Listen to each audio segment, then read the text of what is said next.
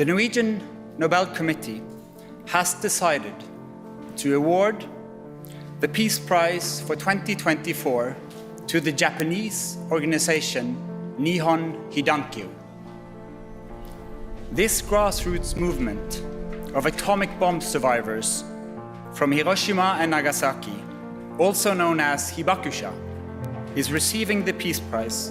for its efforts to achieve a world free of nuclear weapons.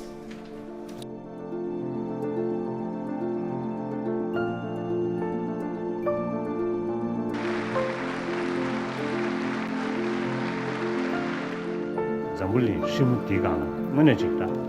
shidi jikda jigjiya zasam yedo jikda jigjiya raram shi chayido didi jikda